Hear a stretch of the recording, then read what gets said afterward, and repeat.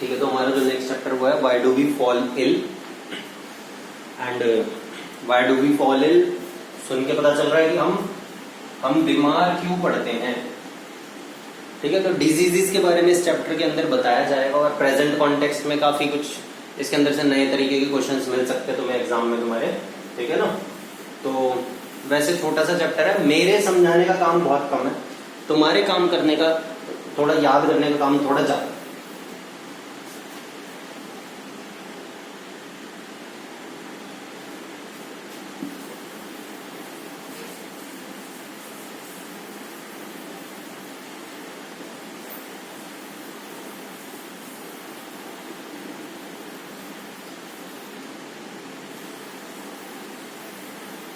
तो चैप्टर के अंदर हमने कुछ डिजीजेस के बारे में हम पढ़ेंगे। ठीक है, हेल्थ के बारे में पढ़ेंगे, डिजीज क्या होता है, हेल्थ क्या होता है। तो देखो हेल्थ क्या है।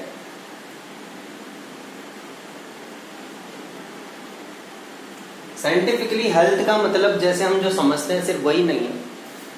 जैसे किसी की बॉडी अच्छी है तो हम कहते हैं हेल्दी है, ऐसा जरूरी नहीं है वो हेल्दी हो। हेल्दी होने से मतलब है कोई भी व्यक्ति, मतलब WHO ने एक डेफिनेशन दी हुई है हेल्दी के लिए।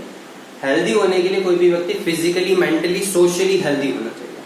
फिजिकली होना चाहिए, उसमें डिजीज नहीं होना चाहिए, और मेंटली भी वो साउंड होना चाहिए, है ना, कि वो उसको कोई मेंटल डिजीज ही ना हो, है ना, लोगों से अच्छी तरीके से मिले जुले, डिप्रेशन में ना हो, ऐसी सोशली लोगों से मिले जुले, एक अच्छा सर्कल हो, उठे बैठे। That is what we call a healthy person, जिसके अंदर ये सारी कैरेक्टरिस्टिक्स हो। ठीक है, सो हेल्दी से कहने का मतलब क्या होता है? हेल्दी से कहने का क्या मतलब होता है? हेल्दी वो पर्सन है जिसमें फिजिकली, सोशली और मेंटली फिट हो।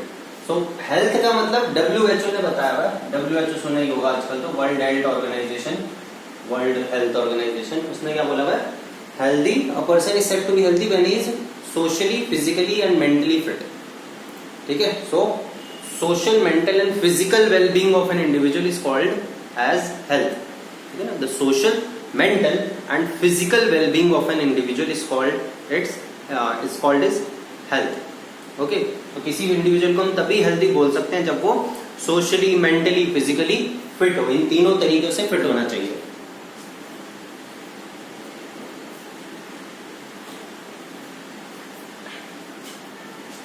ठीक है, सो हेल्थ क्या है? Physical, mental and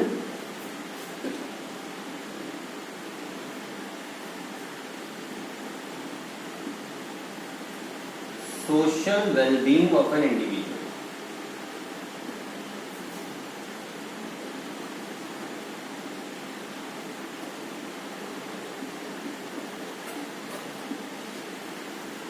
Physical, mental and social well-being of an individual is called as health.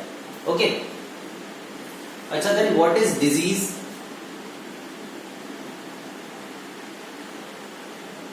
Disease word खुद दो चीजों से मिलकर बना हुआ है। डिस ईज, ईज का मतलब होता है जब हम आराम से होते हैं, है ना। सो डिस मीन्स उसके against, when we are not at ease. At ease मतलब होता है व्हेन यू आर आराम से, है ना। सुना होगा स्कूल में जैसे बोलते हैं सुबह असेंबली में, stand at ease, attention, stand at ease, सेंटीज नहीं होता हुआ, है ना, स्टैंड एट ईज, अटेंशन। तो वो एट ईज मतलब आराम से खड़े हो, है ना। तो ये डिस ईज जब हमें आराम ना हो। तो जब हमें डिजीज होता है तो हमें आराम नहीं होता ना कोई दिक्कत होती है। तो disease is lack of comfort.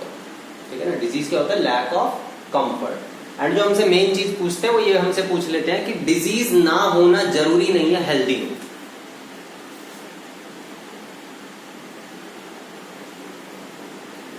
अगर हमें डिजीज नहीं है तो इसका मतलब ये नहीं है कि बंदा हेल्दी है, क्योंकि डिजीज नहीं है तो हो सकता है वो फिजिकली फिट हो, लेकिन मेंटली और सोशल वेलबींग होना भी जरूरी है हेल्दी होने के लिए। ठीक है, तो हमसे ऐसे चीज पूछ सकते हैं कि डिजीज ना हो तो भी क्या एक इंडिविजुअल हेल्दी कहला सकता है सिर्फ डिजीज ना होने से? नहीं, सिर्फ डिजीज ना होने से हेल्दी कहलाना जरूरी नहीं है। ठीक है, अच्छा, जो डिजीज होते हैं इनकी हमने अलग अलग क्लासिफिकेशन करी हुई है। कोई टाइम ड्यूरेशन के हिसाब से क्लासिफिकेशन करी हुई है हमने, कोई क्लासिफिकेशन हमने करी हुई है कि कैसे फैलता है उसके हिसाब से, ठीक है। कोई क्लासिफिकेशन करी हुई है कि उसको फैलाने वाला कॉज क्या है। तो डिजीज देखो क्या किस किस तरीके से हमने क्लासिफाई करा हुआ है। डिजीज की हमने 2 क्लासिफिकेशन दी है। पहली on the basis of time, कितना टाइम रहेगा, acute and chronic. Acute disease and chronic disease. Acute diseases वो होते हैं जो कम टाइम के लिए होते हैं, for less duration. Acute diseases are the diseases which are for less duration. Chronic diseases are for or longer duration diseases. Main difference तो यही है इसका। क्रॉनिक, ये कोरोना वर्ड जहां भी दिख जाए ना, क्रोना, क्रोनोस, उसका मतलब होता है टाइम। तो ये लंबे टाइम वाला है। क्रॉनिक है, लंबे टाइम तक चलेगा। एक्यूट डिजीजेस शॉर्ट ड्यूरेशन होते हैं, जैसे कॉमन कोल्ड हो गया।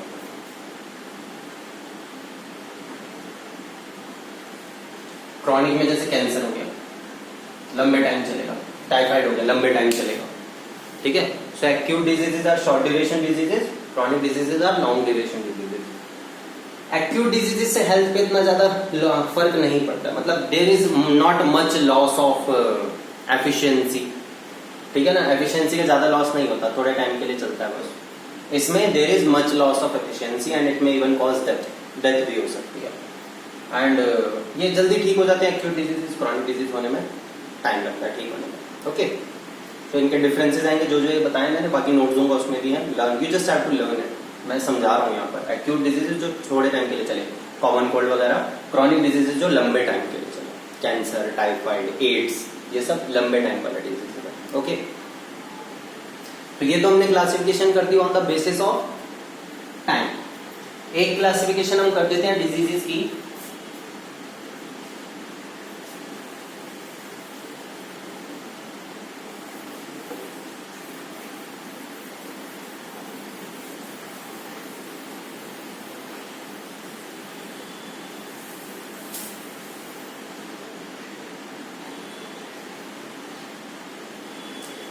infectious and non-infectious।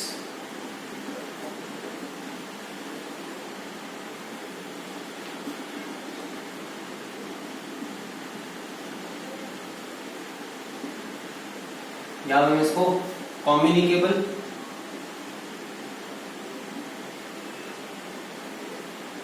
And non communicable भी बोलते हैं।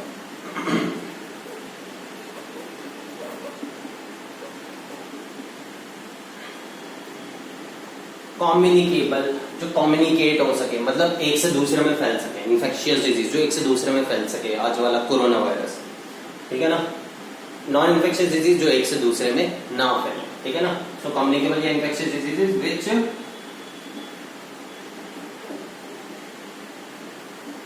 Spread from one person to another.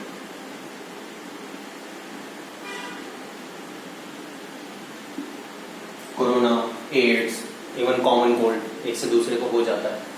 Non infectious इसका उल्टा हो जाएगा, या नॉन कम्युनिकेबल डिजीजेस जो एक से दूसरे में ना फैले। Those diseases which can not be spread from one person to from one individual to another individual, okay. So वो इन्फेक्शियस एंड नॉन इन्फेक्शियस हो गए। एक क्लासिफिकेशन हम डिजीजेस की ऐसी कर देते हैं, एयरबॉर्न, वाटरबॉर्न, वेक्टरबॉर्न। वेक्टर मैं बता दूं क्या होता है। वेक्टर होता है डिजीज कॉजिंग ऑर्गेनिज्म।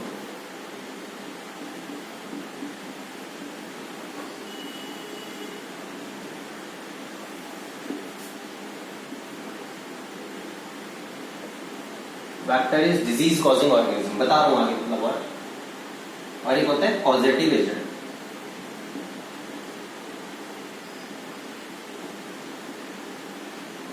ये एक्चुअली पूरा सही नहीं है, थोड़ा सा समझा दूंगा, ऐसे नोट डाउन मत करना। Disease causing organism, because positive agent is disease causing organism.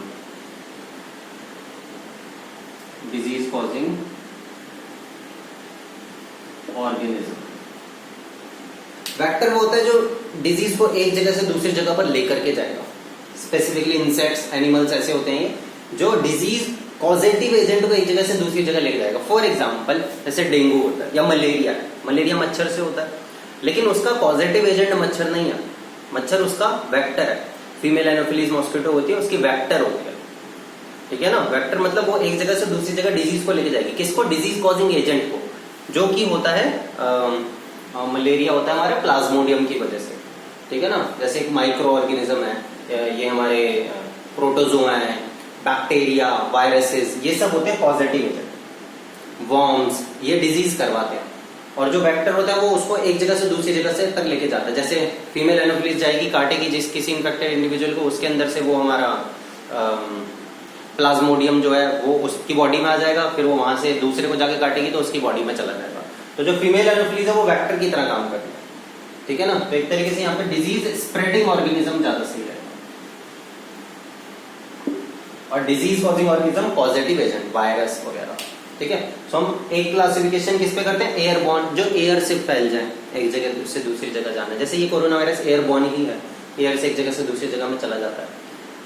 और वाटरबॉर्न, टाइफाइड वगैरह जो गंदे पानी से हो जाए, या फिर और हमें थोड़े स्किन डिजीजेज हो जाते हैं गंदे पानी से हो जाते हैं, वो वाटरबॉर्न। वेक्टरबॉर्न, डेंगू मलेरिया वेक्टरबॉर्न है। और सेक्सुअल डिजीजेज, HIV एड्स जो है वो सेक्सुअल डिजीज है, जो सेक्सुअल कॉन्टैक्ट से होता है। ओके, सो एक क्लासिफिकेशन पढ़ ली हमने कौन सी? एक्यूट क्रॉनिक, एक पढ़ ली infectious non infectious, communicable non communicable वाली, एक पढ़ ली हमने airborne, waterborne, vectorborne, sexual contact वाले। और एक हम classification on the basis of micro organism पढ़ेंगे कि वायरल डिजीज, बैक्टीरियल डिजीज। जैसे वायरल डिजीज क्या हो गया? HIV, और कॉमन कोल्ड, कोरोना वायरस, कोविड-19 का जो है ये क्या है? वायरल डिजीजेस, ठीक है। प्रोटोजोआ के डिजीजेस, मलेरिया, वॉर्म वाले डिजीजेस, स्किन डिजीजेस होते हैं हमारे, वॉर्म के डिजीजेस होते हैं वो, एलिफेंटियासिस होता है एक, जैसे पैर ऐसा मोटा सा हो जाता है, ठीक है, वो वॉर्म वाले डिजीजेस हैं। ऐसी बैक्टीरियल डिजीजेस हो जाएंगे, ठीक है। तो अलग से क्लासिफिकेशन होगी। वायरल डिजीजेस कुछ एग्जांपल्स होंगे, नोट्स हैं उसमें याद रखना है वो। Viral diseases common cold, influenza, ऐसे करके कोरोना वायरस, और प्रोटोजोआ के डिजीजेस, ऐसी बैक्टीरियल डिजीजेस, ठीक है ना। ऐसे करके वो एक क्लासिफिकेशन होगी, वो हमें याद करनी होगी।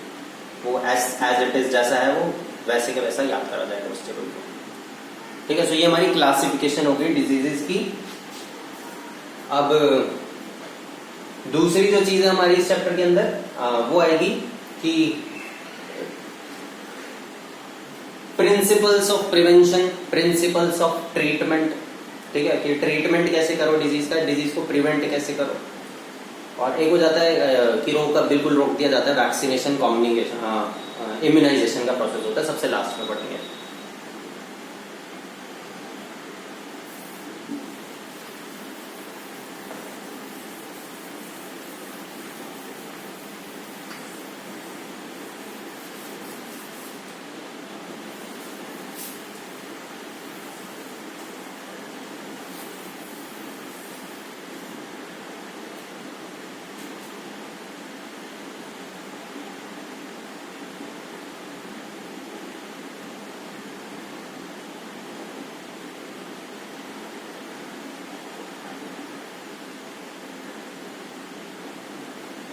प्रिंसिपल्स ऑफ प्रिवेंशन से कहने का मतलब है यहाँ पर एक तरीके से है कि डिजीज को क्यों प्रिवेंट करना चाहिए। हमने सुना होगा prevention is better than cure, तो वो क्यों, डिजीज को क्यों प्रिवेंट क्यों कर लेना चाहिए, तो उसका हम कारण देंगे। बहुत सिंपल सा है।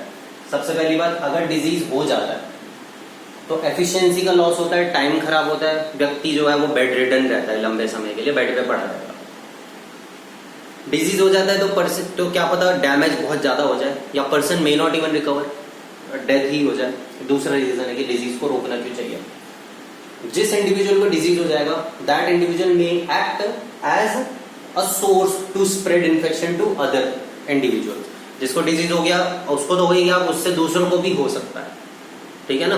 तो ये कारण है कि डिजीज को रोकना चाहिए होने की बजाय। मतलब ट्रीटमेंट से पहले हम प्रिवेंशन की बात करते हैं, हो जाएगा तो ट्रीटमेंट की बात करेंगे। सबसे पहले क्या उसको रोक ही लिया जाए। तो हमसे ये पूछते हैं कि why is prevention better than cure, कैसे कह सकते हो? तो फर्स्ट, डिजीज होने पर एफिशिएंसी एनर्जी का लॉस होगा, वो बच सकता है अगर प्रिवेंट कर लिया जाए। डैमेज बहुत ज्यादा हो सकता है, patient may not even recover completely, death भी हो सकती है, तो रोकना ही बेटर है। और the infected person may act as a source of disease for other individuals also, ठीक है ना, इसलिए हमें उसको प्रिवेंट करना चाहिए। ऐसे छोटे छोटे टॉपिक्स हैं चैप्टर के अंदर।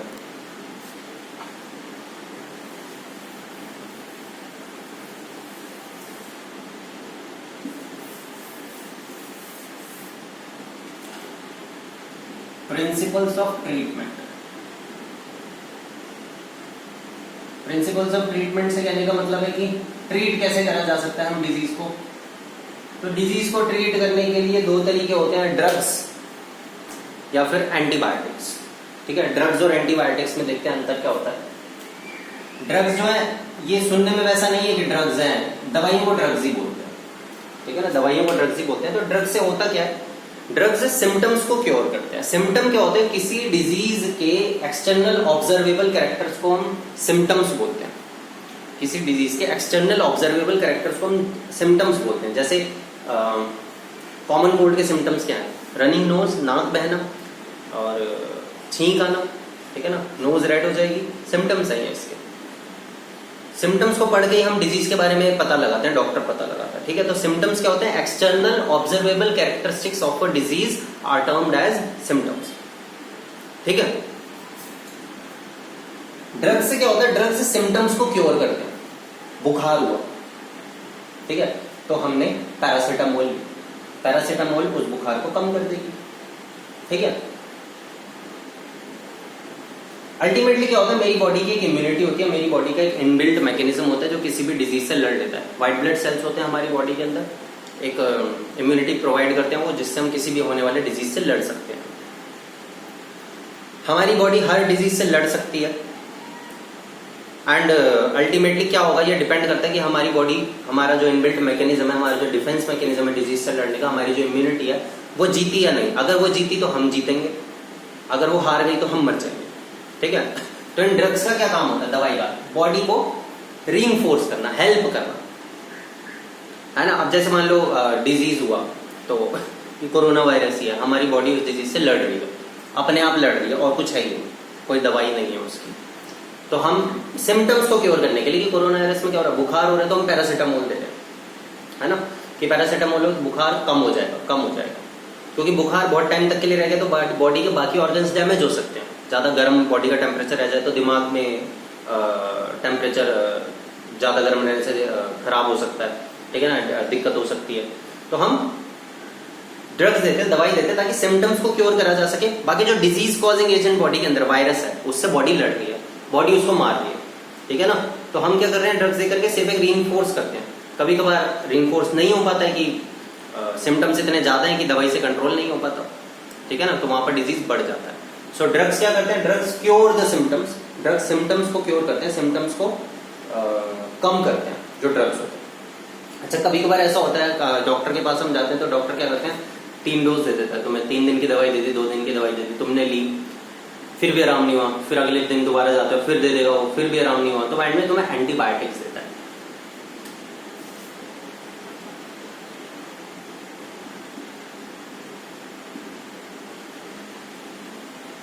एंटीबायोटिक्स, एंटीबायोटिक जो होती है ये डिजीज कॉजिंग ऑर्गेनिज्म को जाके मारे। एंटीबायोटिक क्या करेगी, डिजीज कॉजिंग। ड्रग क्या कर रहा था, सिम्टम्स को क्योर कर रहा था। ये पॉजिटिव एजेंट को जाके किल करेगा।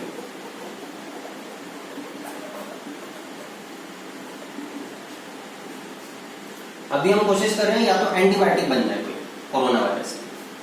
ड्रग्स हमारे पास क्या है, पैरासीटामोल लिया कि जिससे बुखार को कम करा जा सके, ठीक है। पॉजिटिव एजेंट वायरस को मारे जो जाकर, उसको हम एंटीबायोटिक बोलते हैं। एंटीबायोटिक, एंटी का मतलब होता है अगेंस्ट, बायो का मतलब होता है लाइफ। सो एंटीबायोटिक्स अगेंस्ट लाइफ है, हमारी नहीं, डिजीज कॉजिंग ऑर्गेनिज्म, ठीक है ना। तो एंटीबायोटिक क्या करेगी, फिर उसको जो डिजीज कॉजिंग ऑर्गेनिज्म उसको जाके मारेगी, क्योंकि हमारी बॉडी नहीं मार पाती, उससे लड़ नहीं पा रही। ओके, तो ये होती है एंटीबायोटिक। अब एंटीबायोटिक में होता क्या है, कैसे बनाई जाती है, कोरोना वायरस के एंटीबायोटिक बनना मुश्किल क्यों है।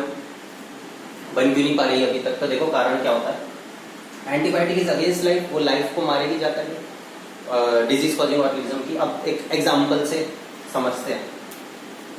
एक क्वेश्चन आता है कभी कभार हमसे पूछा जाता है कि बैक्टीरियल डिजीजेस के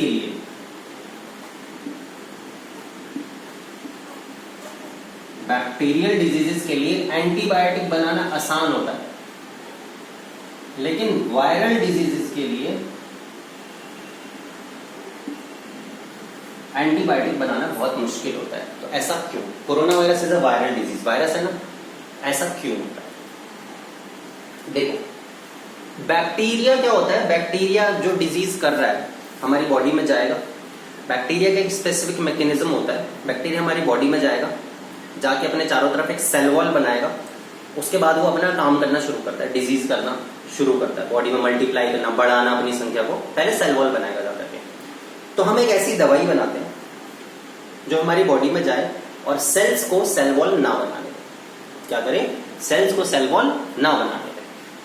अब बैक्टीरियल डिजीज है, बैक्टीरिया हमारी बॉडी में, मान लो कुछ बैक्टीरिया के सेल्स हैं हमारी बॉडी के अंदर, हमने एक दवाई डाल दी जो सेल को सेल वॉल नहीं बनाने देगी, तो बैक्टीरिया के सेल वॉल नहीं बना पाएंगे, और जब वो सेल वॉल ही नहीं बना पाएंगे तो वो मर जाएंगे, फिर वो कुछ काम हो नहीं पाएगा, तो डिजीज नहीं होगा। ठीक है, बच गए, बन गई, एक दवाई डाल दी बॉडी के अंदर बस कि जिससे सेल वॉल ना बने।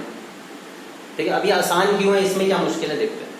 वायरस जब हमारी बॉडी के अंदर जाता है तो वायरस हमारी बॉडी के मैकेनिज्म को शुरू करता है। वायरस के लिए हम ये बोलते हैं virus is neither living not even non living, ना वो लिविंग है ना वो नॉन लिविंग है। बॉडी के बाहर है जब तक नॉन लिविंग है, बॉडी के अंदर आके वो लिविंग मैकेनिज्म, लिविंग हो जाता है।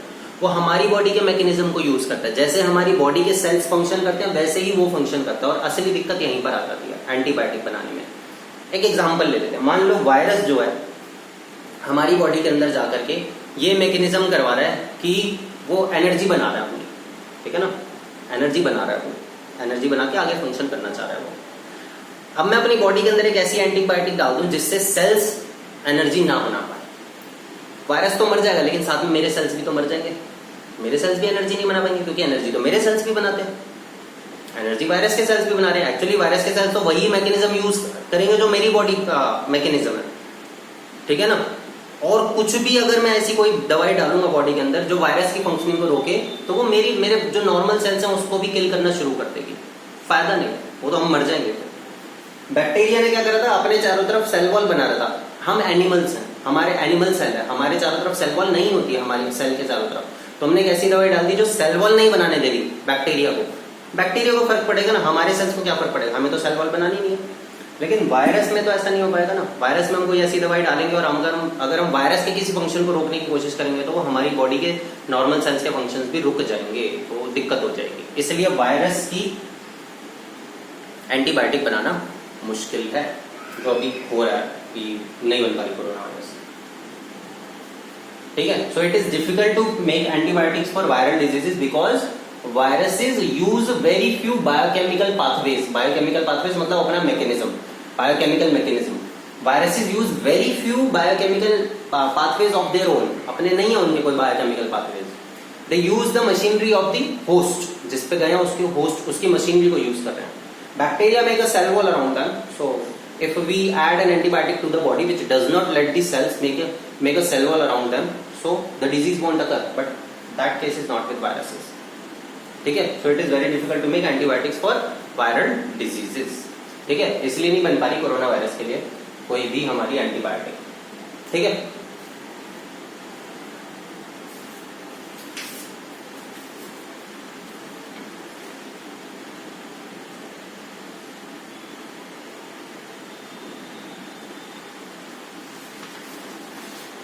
अब डिजीज को कैसे रोका जा सकता है, सिंपल सा है, एयरबोर्न डिजीज को रोकना जो हवा से हो रहे हैं, तो भाई ज्यादा क्राउडेड प्लेसेस में मत जाओ, वहां पे मत रहो, जैसे अभी हो रहा है कि दूर दूर रहो। वाटरबोर्न को साफ पानी पियो, वेक्टरबोर्न को ऐसी जगह मत होने दो जहां पर वेक्टर मतलब मच्छर मक्खी हो से, उनसे बचो। ठीक है ना, जैसे वो होता नहीं है डेंगू के लिए आजकल भी चल रहा है कि पानी इकट्ठा मत होने दो। पानी में हम क्या कर देते हैं कि मिट्टी का तेल डाल दो, मिट्टी का तेल से ऑक्सीजन नहीं मिल पाती, तो जो उसके लार्वे होते हैं मच्छर के वो मर जाते हैं, ऑक्सीजन नहीं मिल पाती तो। या फिर हम ऐसा भी करते हैं कभी कभार मच्छरों को रोकने के लिए, तो पानी कोई वाटर बॉडी उसके अंदर गंबूसिया एक फिश होती है, उसको डाल दो, वो मॉस्किटो के लार्वे को खा जाती है, उसी पे फीड करती है वो, तो भी बच जाएगा। ठीक है, तो वेक्टर बोर्न को हम ऐसे बचा सकते हैं। सेक्सुअल डिजीजेस को रोकने के लिए वो नीडल जो है इंजेक्शन यूज मत करो, एक बार का ही यूज करो, और किसी से जो होता है, ठीक है ना, ब्लेड्स यूज मत करो और किसी के अपने ही यूज करो अलग से। ओके, सो अब लास्ट टॉपिक है इसका इम्यूनाइजेशन एंड वैक्सीनेशन।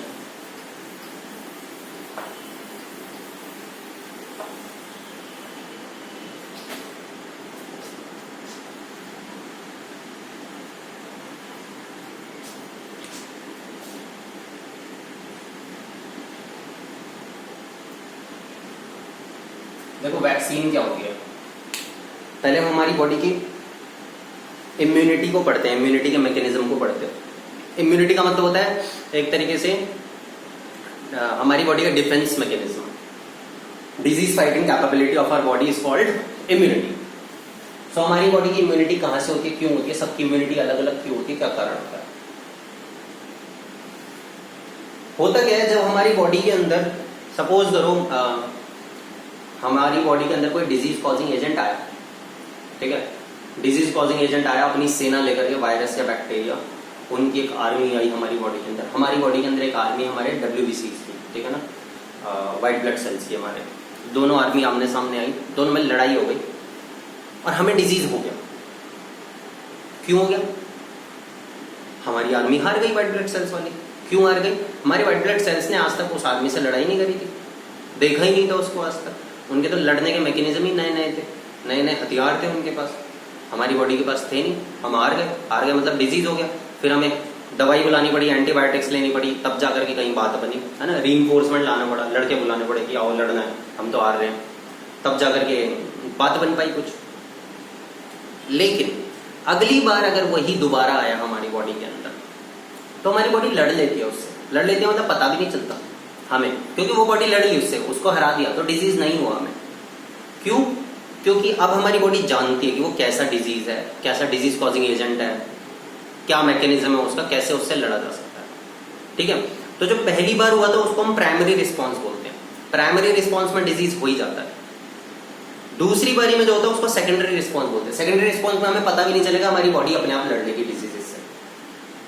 ठीक है, तो हमारी बॉडी की एक इम्यूनिटी ऐसे डेवलप होती है। बहुत सारे लोग होते हैं जिनकी बचपन में बहुत सारी, मतलब वो ऐसी इन्वायरमेंट में रहते हैं, मिट्टी में खेल रहे हैं, गंदी जगहों पर रह रहे हैं, उसकी वजह से क्या होगा, डिजीज नहीं होते उनको, है ना, बहुत सारे डिजीजेस नहीं होते। देखो बहुत सारे लोगों को डिजीज नहीं होते, बहुत सारे इंडिया के अंदर देखो, इंडिया के अंदर कोरोना वायरस का उतना ज्यादा डेथ रेट नहीं है जितना बाकी दूसरे देशों में है। क्यों, क्योंकि हम ऐसे ही रहते थे शुरू से, है ना, साफ सफाई इतनी नहीं है, गंदगी वो गंदगी, सो उससे हमारी इम्यूनिटी डेवलप होती है। हमारे प्राइमरी रिस्पॉन्सेज बहुत पहले हो जाते हैं, शुरू में, बचपन में, और वो प्राइमरी रिस्पॉन्सेज की वजह से सेकेंडरी रिस्पॉन्स जब भी होता है हमें कोई डिजीज वगैरह नहीं होता। ठीक है, तो जब भी हमारी बॉडी किसी डिजीज कॉजिंग ऑर्गेनिज्म को एनकाउंटर करती है तो एक प्राइमरी रिस्पॉन्स होता है, तब हमारी बॉडी उसको पहचान जाती है, और उसके बाद जब कभी फ्यूचर में वो आता है तो डिजीज नहीं होता। ऐसा बहुत सारे ऐसे डिजीज होते हैं जो एक ही बार होते हैं, जैसे चिकन पॉक्स एक बार हो गया बस, इवन ये कोरोना वायरस भी एक बार हो रहा है जनरली, कि एक ही बार हो रहा है। क्यों, एक बार हुआ, डिजीज हुआ, बॉडी ने उसको पहचाना, प्राइमरी रिस्पॉन्स हो गया, दूसरी बार जब आएगा पता ही नहीं चलेगा, तो वो डिजीज हो गई। ठीक है, क्योंकि बॉडी पहचान चुकी है उसको। अब जो हमारा वैक्सीनेशन का प्रोसेस होता है उसके अंदर हम यही करते हैं, हम इस चीज को यूज करते हैं। लेकिन कैसे, बचपन में बच्चों के लगाते हैं ना, वैक्सीन लगाते हैं, इंजेक्शन लगाते हैं, उसको वैक्सीनेशन बोलते हैं। तो उसमें क्या करा जाता है, उसके अंदर वो डिजीज कॉजिंग ऑर्गेनिज्म ही होता है। जैसे कि कोरोना वायरस की वैक्सीन बनाने की बात कर रहे हैं, तो ये क्या करेंगे, कोरोना वायरस को लेंगे, ठीक है, और उसे जानबूझ के हमारी बॉडी में डाल देंगे, लेकिन वीक करके, ऐसे नहीं कि ऐसे पकड़ा और डाल दिया, डिजीज हो जाएगा। तो वीक करके हमारी बॉडी के अंदर डाल दिया। वीक करने के बाद हो सकता है थोड़ा बहुत फर्क पड़े, हल्का सा बुखार हो गया कुछ, लेकिन वीक, बहुत वीकेंड फॉर्म में हो गया। हमारी बॉडी को प्राइमरी एनकाउंटर तो अभी के अभी हो गया, पता चल गया उसके बारे में, ये वैक्सीनेशन हो गया। अब फ्यूचर में कभी अगर कोरोना वायरस आएगा तो वो नहीं होगा हमें, ठीक है ना, हमारी बॉडी के अंदर वायरस को घुसेगा तो हमें पता ही नहीं चलेगा। ये वैक्सीनेशन का प्रोसेस होता है। वैक्सीनेशन में जो डिजीज कॉजिंग ऑर्गेनिज्म है उसी को वीकेंड फॉर्म में हमारी बॉडी के अंदर डाला जाता है, ठीक है, ताकि प्राइमरी रिस्पॉन्स हो जाए, कभी बार ऐसा भी तो हो सकता है ना, प्राइमरी रिस्पॉन्स में ही बंदा निकल लिया। जैसे हम ऐसा बोल दें कि प्राइमरी रिस्पॉन्स तो कोरोना वायरस का, वैसे भी करवा लो, डिजीज हो जाए, हो गया प्राइमरी रिस्पॉन्स, लेकिन हो सकता है हम मर जाए, सेकेंडरी रिस्पॉन्स की नौबत ही ना आए। तो इसलिए प्राइमरी रिस्पॉन्स ऐसे करा जाता है वैक्सीनेशन। सो वैक्सीनेशन में क्या करते हैं, inoculation of disease causing microbes. Inoculation मतलब इंजेक्शन लगाना। Inoculation of disease causing microbes in weakened form in our body so that we get a primary response. ठीक है, और वैक्सीनेशन होने के बाद हमारी इम्यूनिटी बढ़ जाएगी उस पर्टिकुलर डिजीज को लेकर के, तो उस प्रोसेस को बोला जाता है इम्यूनाइजेशन। मतलब वैक्सीनेशन के बाद इम्यूनाइजेशन अपने आप होगा। इनमें अंतर याद रखना क्या है, वैक्सीनेशन इंजेक्शन लगाने को वैक्सीनेशन बोलते हैं, वैक्सीनेशन करने के बाद प्राइमरी रिस्पॉन्स हो जाता है और हमारी इम्यूनिटी बढ़ जाती है, उसको इम्यूनाइजेशन बोलते हैं। ठीक है, याद रखना, ये इंपॉर्टेंट है, नोट्स में मिल जाएगा। यहां तक ये चैप्टर खत्म हो गया। इसके बाद हमें कुछ डिजीज कॉजिंग एजेंट जो भी बोला शुरू में याद रखने हैं, सिम्टम्स याद रखने हैं कुछ डिजीजेस के। जैसे टाइफाइड है, टाइफाइड का क्या सिम्टम है, पॉजिटिव एजेंट क्या है, सैल्मोनेला टाइफी।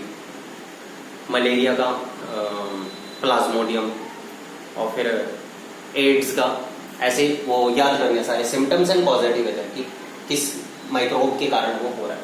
एड्स के बारे में थोड़ा अलग से पढ़ लेते हैं। एड्स की फुल फॉर्म होती है acquired immuno deficiency syndrome. Ads acquired immuno deficiency syndrome, और इसका पॉजिटिव एजेंट वायरस होता है HIV वायरस नाम बोलते हैं उसको, human immuno deficiency virus, HIV virus. HIV disease नहीं होता, HIV वायरस होता है, पॉजिटिव एजेंट है। डिजीज एड्स है। अब होता क्या है, एड्स क्या होता है, सेक्सुअल कांटेक्ट से होता है, सेक्सुअल डिजीज है, या फिर ब्लड ट्रांसफ्यूजन से हो जाता है। किसी को है एड्स, उसका ब्लड तुम्हारी बॉडी में आ गया किसी भी कारण से, तो हो सकता है। या किसी को एड्स है, उसके रेजर लगाया, ब्लेड लगाया, कट लग गया उसके, उस पे वो लग गया ब्लेड पर, वो तुम्हारी बॉडी पे लगाया, तुम्हारे भी कट लग गया, तो फिर वो हो जाएगा। ठीक है, या नीडल है, किसी के यूज करी, उसको एड्स है, तुम्हारे यूज करती तो तुम्हारे हो जाएगा। मदर टू बेबी हो जाता है, मदर को एड्स है तो बेबी को भी एड्स हो जाता है।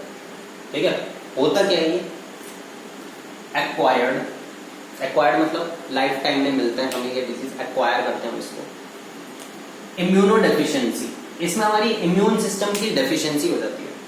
बताता हूं अभी होता क्या है। ठीक है, मेन इसका यही है कि इसके अंदर इम्यून सिस्टम डेफिशिएंट हो जाता है, इम्यून सिस्टम वीक पड़ जाता है। होता क्या है, जो एड्स का वायरस होता है, जो HIV वायरस है, बॉडी के अंदर आता है। ठीक है, और जहां से हमारे व्हाइट ब्लड सेल्स बन रहे होते हैं, बी लिम्फोसाइट, टी